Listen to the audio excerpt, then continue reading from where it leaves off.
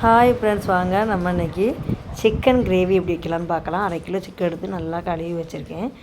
நம்ம எப்படி chicken gravy வைக்கலான்னு பார்க்கலாம். பாருங்கள், ஃபஸ்ட்டு நம்ம ஆயில் சேர்த்துக்கலாம். ஆயில் நல்லா ஹீட் ஆனதுக்கப்புறம் பட்டை, கிராம்பு, பிரியாணி இலை எல்லாம் நம்ம சேர்த்து சோம்பு ஒரு 1/4 டேபிள் ஸ்பூன் போட்டு நம்ம நல்லா எண்ணெயிலே பொரிய விட்டுக்கலாம். நெக்ஸ்ட் வந்து வெங்காயம் வந்து சேர்த்துக்கலாம். வெங்காயம் வந்து நல்லா பொன்னிறமாக வதங்கி வரட்டும். அப்புறம் வந்து நெக்ஸ்ட் நம்ம இது வெங்காயம் நம்ம வதங்கட்டும். அப்புறம் நம்ம அரைச்சி சேர்த்துக்கிட்டா நல்லாயிருக்கும். தக்காளி இதெல்லாம் அரைச்சி நம்ம சேர்த்தா நம்ம கிரேவி வந்து நல்லாயிருக்கும். வெங்காயம் வதங்கட்டும். அதுக்கு கொஞ்சம் சால்ட்டு போட்டு நம்ம அரைக்கிறதுக்கு என்ன அரைக்கலாம் அப்படிங்கிறத பார்க்கலாம். பாருங்கள், வெங்காயம், தக்காளி இது ரெண்டையும் நான் மிக்சியில் நல்லா அரைச்சி எடுத்துகிட்டு வந்துட்டேன். இதை நம்ம வந்து இந்த வெங்காயத்து கூட வெங்காயம் நல்லா வதங்கிடுச்சு. இதை நம்ம அரைச்சி வச்சுருக்க விழுதை வந்து அதை சேர்த்துடலாம். சேர்த்து அதை நல்லா வந்து மிக்ஸ் பண்ணி விட்டுட்டு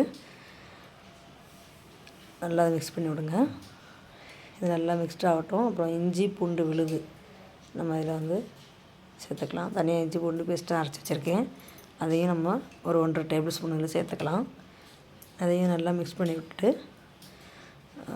நெக்ஸ்ட்டு நம்ம கழுவி வச்சுருக்கோம் இல்லையா சிக்கன், அதெல்லாம் சேர்த்து நல்லா மிக்ஸ் பண்ணி விடுங்க.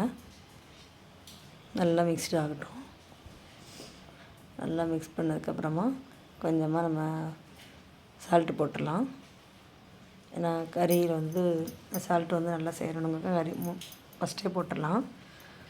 நெக்ஸ்ட் வந்து நான் வந்து இப்போது சிக்கன் மசாலா வந்து போடுறேன். ஒரு 1.5 டேபிள் ஸ்பூன் போடுறேன். நெக்ஸ்ட்டு வந்து சில்லி பவுடர் ஒரு 1.5 டேபிள் ஸ்பூன்.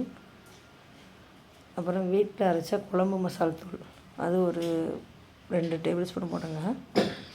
உங்கள் வீட்டில் என்ன மசாலா இருக்கோ அதை சேர்த்துக்கோங்க.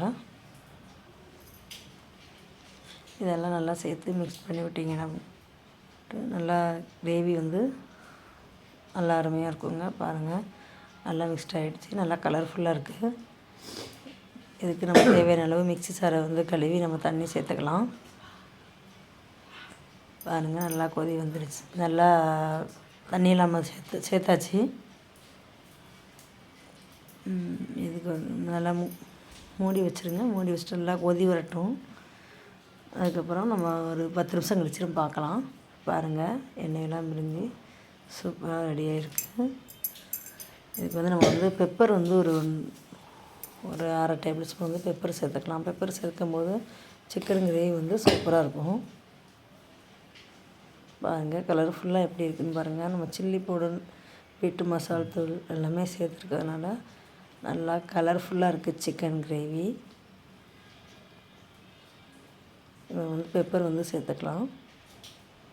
பாருங்கள், அந்த மாதிரி பெப்பர் சேர்த்திங்க அப்படின்னா குழம்பு வந்து நம்ம அரைச்சி எல்லாம் சேர்த்துருக்கறதுனால சூப்பராக இருக்கும். பாருங்கள், இப்போ கிரேவி நல்லா ரெடி ஆகிடுச்சு. இப்போ கொஞ்சம் ஒரு 5 மினிட்ஸ் வந்து சிம்மில் இருக்கட்டும். பாருங்கள், இப்போ நம்ம குழம்பு ரெடி ஆகிடுச்சு. இப்போ நம்ம மல்லித்தலை போட்டு நம்ம சிக்கனை சேவ் பண்ண வேண்டியதுதான். சூப்பராக ரெடி ஆகிடுச்சு. பார்க்கவே கலர்ஃபுல்லாக இருக்குது. சிக்கன் கிரேவி செம்மையாக இருக்குது. சூப்பரான ஒரு சிக்கன் கிரேவி ரெடி ஆகிடுச்சு. பாருங்கள், இந்த வீடியோ உங்களுக்கு பிடிச்சிருந்தா லைக் பண்ணுங்கள், ஷேர் பண்ணுங்கள். ஓகே ஃப்ரெண்ட்ஸ், நெக்ஸ்ட் வீடியோவில் பார்க்கலாம். தேங்க்ஸ் ஃபார் வாட்சிங்.